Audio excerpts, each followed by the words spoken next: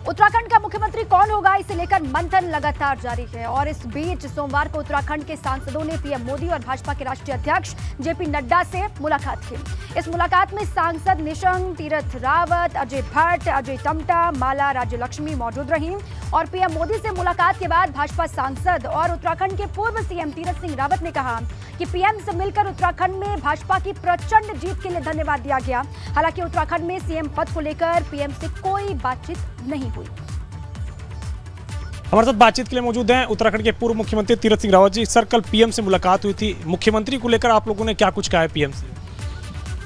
कल माननीय प्रधानमंत्री जी से हमारी एक शिष्टाचार भेंट थी सभी सांसदों की, और जो 4 स्टेटों में भारी भरकम तो जीत के आए और उसके लिए धन्यवाद और बधाई देने गए थे, क्योंकि प्रधानमंत्री मोदी जी ने जिस तरह से परचम लहराए उनके नाम पर महिलाओं ने विशेषकर वोट दिया विकास के नाम पर जो विकास हुआ है, और उत्तराखंड का तो विशेषकर जो चौमुखी विकास किया है प्रधानमंत्री मोदी जी ने, उसको देखते हुए इतना बहुमत जनमत मिला कि विशेषकर महिलाओं का, तो वो सब बातें रही हैं और उसके लिए हम आभार। सीएम सीट हार गए अपनी विधानसभा की, तो उसको लेकर आप लोगों ने कुछ कहा है कि आला कमान क्या निर्णय? बाकी कोई विषय चर्चा नहीं था, केवल एक शिष्टाचार भेंट और उनको बधाई देने के लिए हम सब लोग गए थे, धन्यवाद करने गए थे, क्योंकि प्रधानमंत्री मोदी जी के नाम पर ही परचम लहराया है।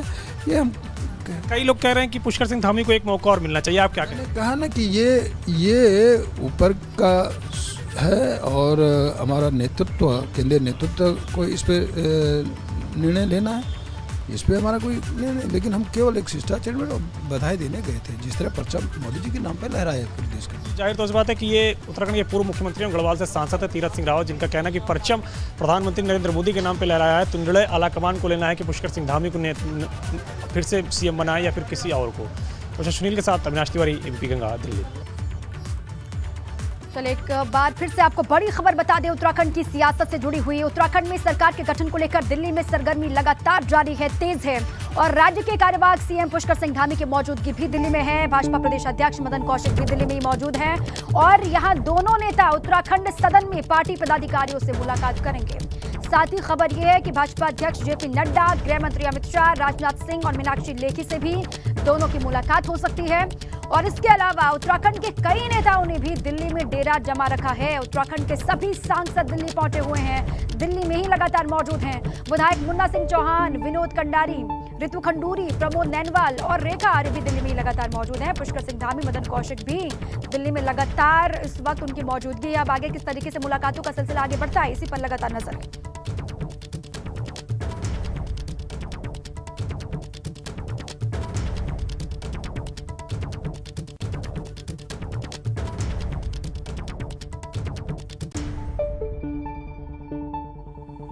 हमारे साथ मीनाक्षी लेखी जी हैं। संसदीय दल की बैठक खत्म हुई है, क्या कुछ चर्चा हुई? प्रधानमंत्री जी भी यहाँ मौजूद रहे, उन्होंने भी सांसदों को संबोधन दिया, गुरुमंत्र दिया। क्या कुछ 2024 को लेकर के चर्चा हुई? 2024 तो जिस तरीके से मेहनत की गई है, उसी मेहनत को और बारीकी में किस तरीके से बूथ स्तर तक लेकर जाना है, उसी विषय पर चर्चा हुई।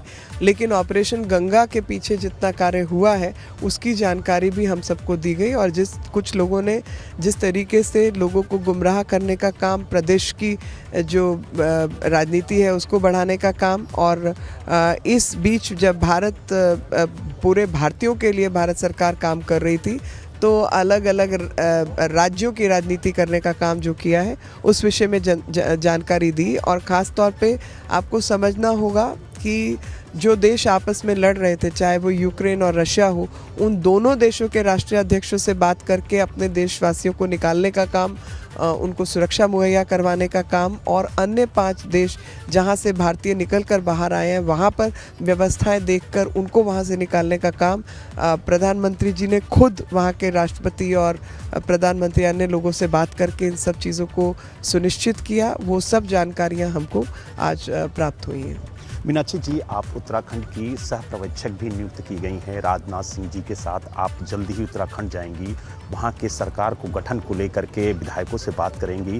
किस तरीके की पूरी रणनीति तय की गई है और कब तक मुख्यमंत्री चेहरा क्लियर हो जाएगा उत्तराखंड में? जैसे होगा, कोई चोरी छुपे नहीं जाएंगे, आपको बता कर जाएंगे और आपको आकर भी सूचना देंगे। अभी ये सब अटकलों के दायरे में आता है, जैसे जैसे होगा आप। मीनाक्षी जी, एक बड़ा माइंडेड मिला है पार्टी को, 4 राज्यों में प्रचंड बहुमत मिला है। पंजाब को अगर छोड़ दिया जाए तो 5 राज्यों में जो भी चुनाव हुए हैं वो पार्टी के पक्ष में ही है। तो क्या लगता है कि जिस तरीके से प्रचंड बहुमत मिला है उसको लेकर के पार्टी की जिम्मेदारी भी ज़्यादा बढ़ जाती है? पार्टी तो बहुमत कम था तब भी अपनी जिम्मेवारी के तहत ही काम करती थी, और अब लोगों का भरोसा और विश्वास मिला है तो उसको सामने रखकर देश की सेवा करेगी और लोगों के बीच में काम करेगी, और जहाँ जहाँ जो जो कमी है उसको भी पूरा करेगी। यूपी उत्तराखंड की अगर बात करें तो दोनों जगह बड़े चेहरों को पर्यवेक्षक के रूप में नियुक्त किया गया है। आपको राजनाथ सिंह जी के साथ लगाया गया है और यूपी में अमित शाह जी के साथ रविदास जी को लगाया दिया। तो क्या कहा जाए कि वजह क्या है इतने बड़े चेहरे को पर्यवेक्षक के रूप में भेजना? क्या जनता का इतना बड़ा माइंडेड मिलने के बाद जिम्मेदारी और बढ़ गई, इसलिए सरकार बेहतर बने ये पर्यवेक्षक नियुक्त की? हम सब भारतीय जनता पार्टी के कार्यकर्ता पहले हैं जी, और अपने आप को कार्यकर्ता मानकर पार्टी का काम करते हैं। तो आपने देखा हमारे साथ मीनाक्षी लेखी जी थी, जिन्होंने कहा कि वो जल्द ही उत्तराखंड जाएंगी और जैसे जैसे उनकी कार्यशैली बढ़ेगी वो मीडिया को अवगत कराती रहेंगी। दिल्ली से वीडियो जर्नलिस्ट विपिन कुमार के साथ बलराम पांडे, एबीपी गंगा। तो मीनाक्षी लेखी को उत्तराखंड के लिए पर्यवेक्षक नियुक्त किया गया है। उन्होंने कहा कि जैसे ही पूरी तस्वीर साफ होगी वैसे ही जानकारी साझा की जाएगी।